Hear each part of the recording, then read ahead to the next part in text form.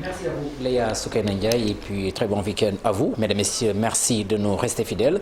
Et comme convenu donc, nous sommes dans la deuxième partie de votre émission Soir d'Info. Et vous l'avez dit tout à l'heure, nous recevons monsieur Mohamedou, plutôt monsieur Maître El Amin El Mohamedou Ndiaye. Voilà, il est avocat à la Cour, j'y arrive.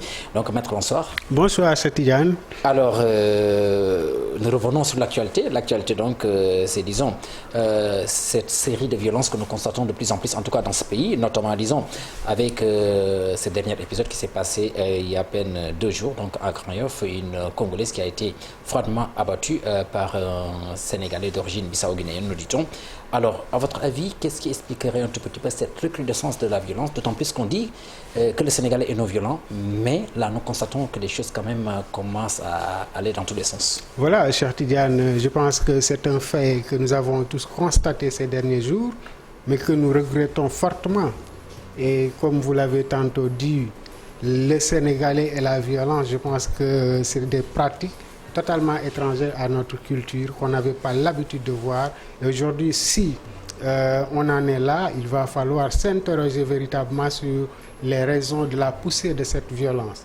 J'estime qu'aujourd'hui, c'est une question a priori sociologique, mais en tant que juriste, moi je pense qu'aujourd'hui, c'est une question d'abord sécuritaire qui interpelle à un premier niveau l'État du Sénégal en tant que garant de la sécurité des biens et des individus.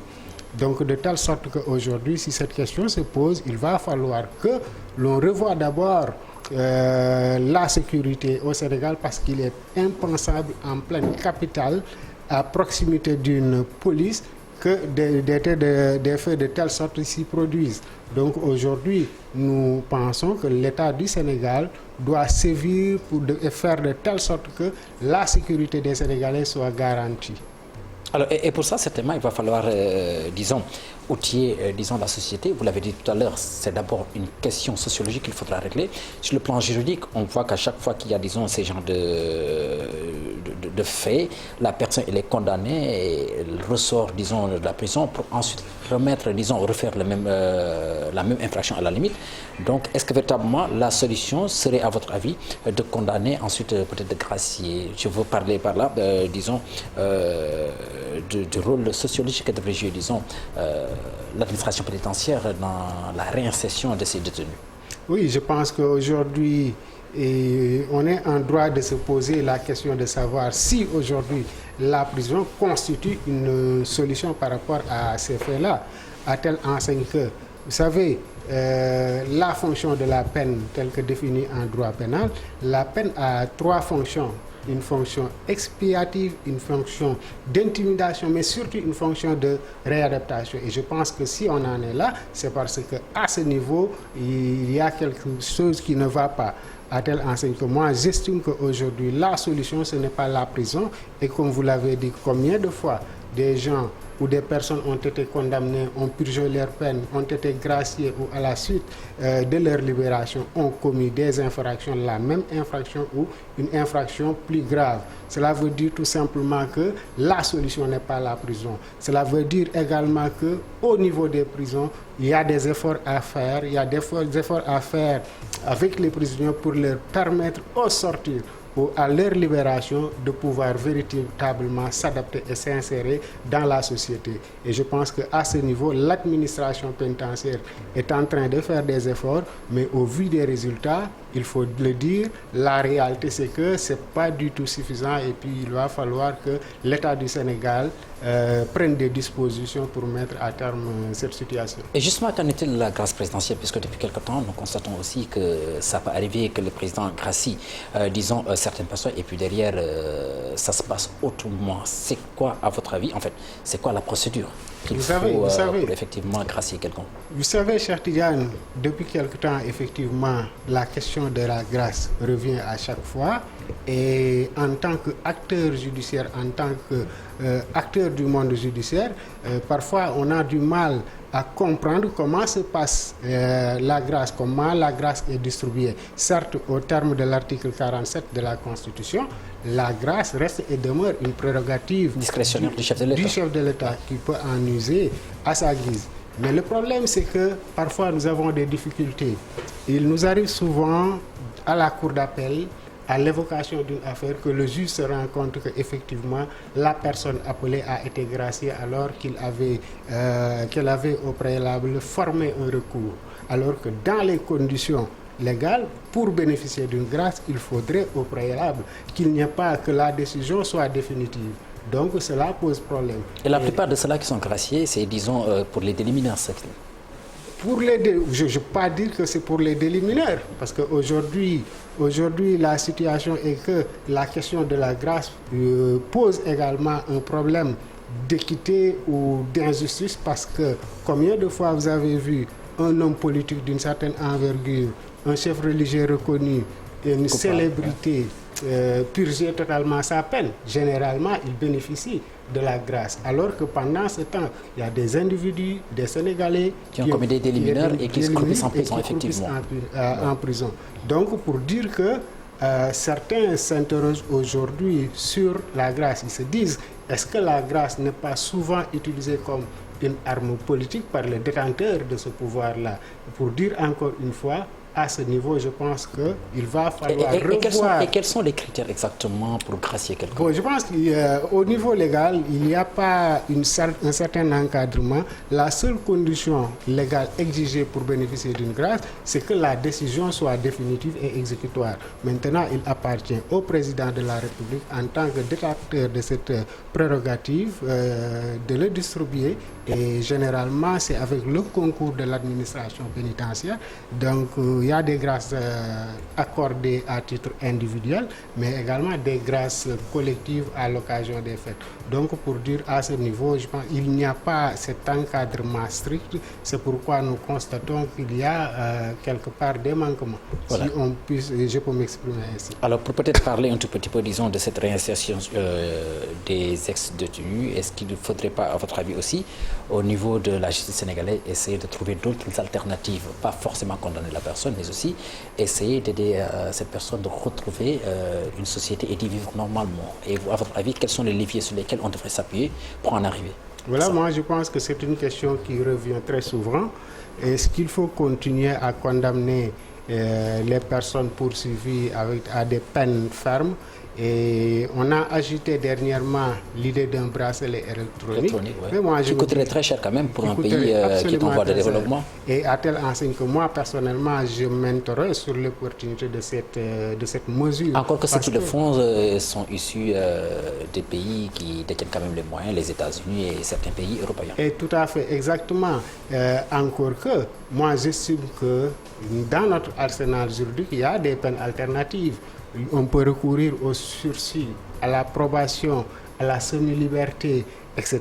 C'est des éléments, c'est encore une fois des dispositions légales insérées dans notre code pénal que malheureusement qu'on n'utilise pas assez.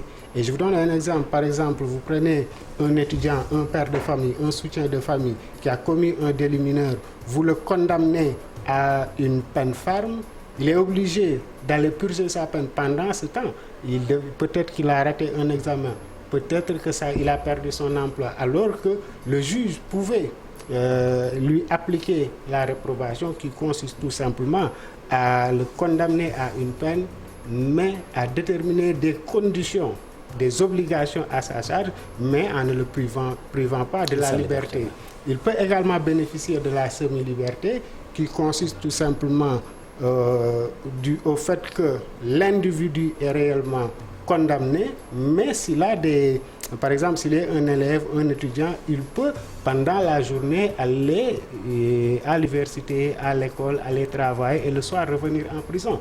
Donc, c'est des modes alternatifs de privation de liberté. De privation de liberté auxquels on peut absolument recourir pour éviter que la personne croupisse en prison. Encore que, comme vous l'avez dit tantôt, généralement, pas une fois, deux fois, des gens sont sortis en prison et ont reconnu effectivement le même comportement. Donc, ce qui veut dire qu'on est en droit de se demander à quoi ça sert véritablement d'envoyer les individus en prison.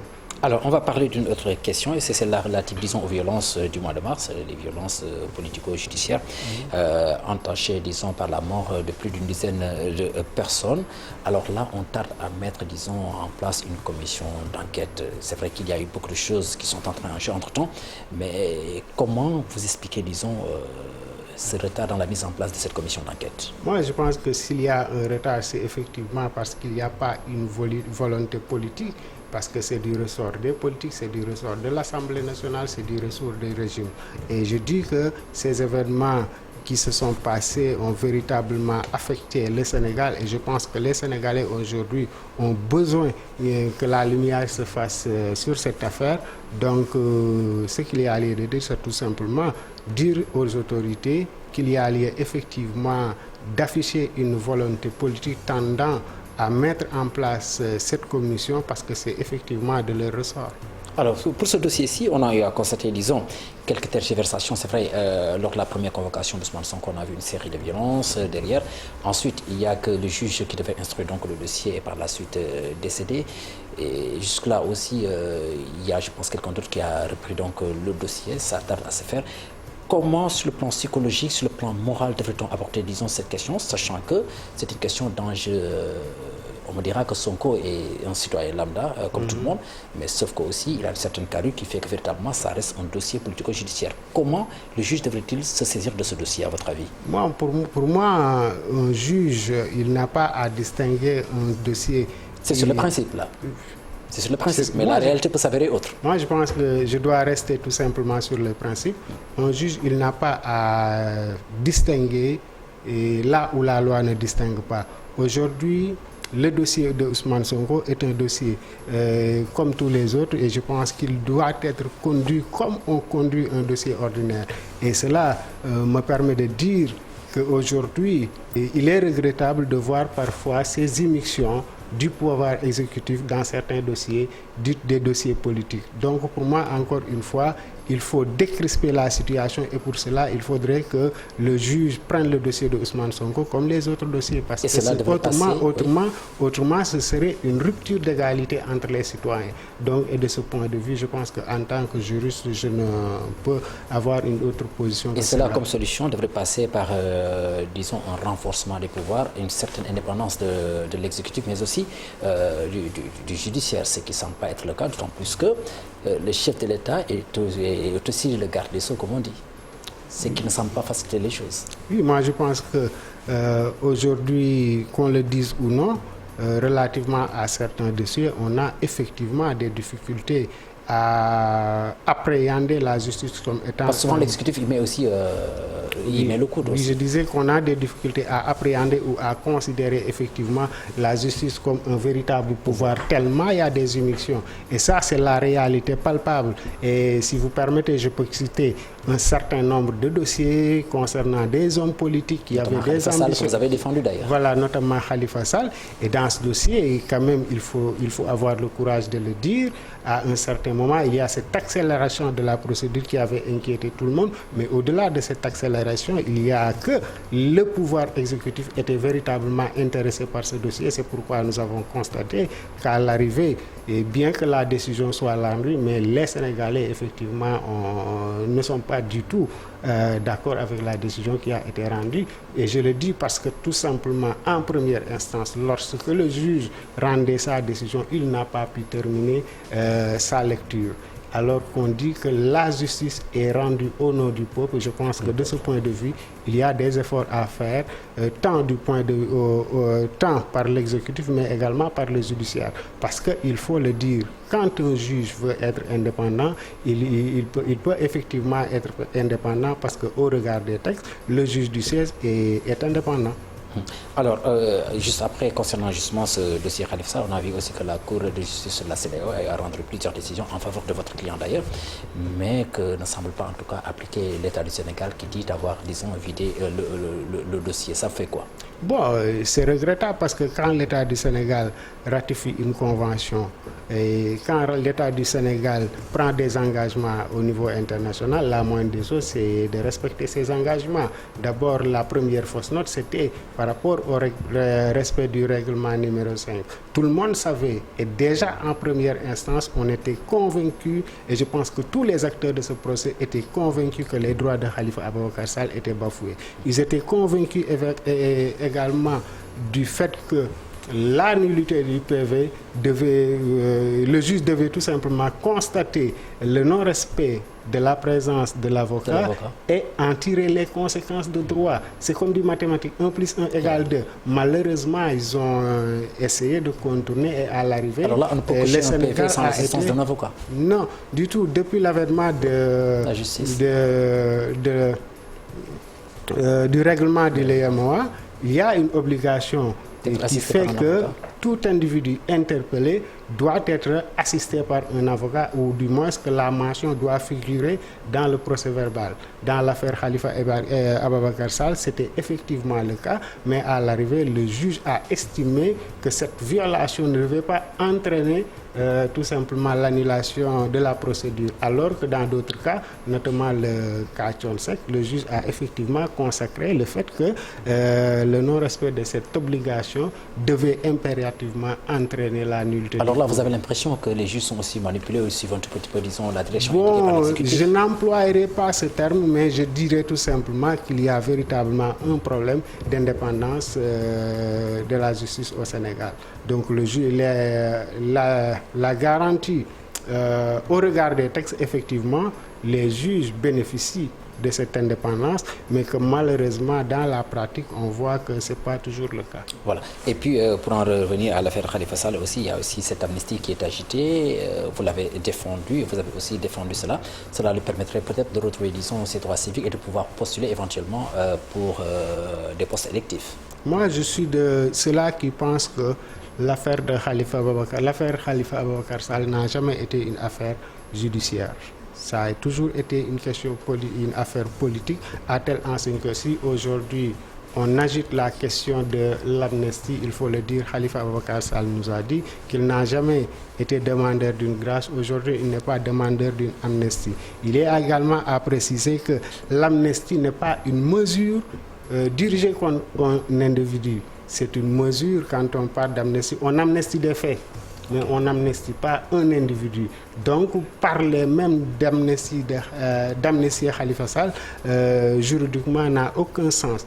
Donc, nous disons qu'il appartient à l'État du Sénégal de prendre les dispositions qu'il faut, encore que ce n'est pas parce que Khalifa Sall n'avait pas l'aptitude ou la capacité juridique de participer aux élections qu'il n'a pas eu à participer en 2019. C'est effectivement parce qu'ils ont estimé que Khalifa Ababacar Sall n'était pas inscrit sur les listes électorales. Or, aujourd'hui, jusqu'au moment où je vous parle, le nom de Khalifa Ababacar Sall se trouve sur les listes électorales.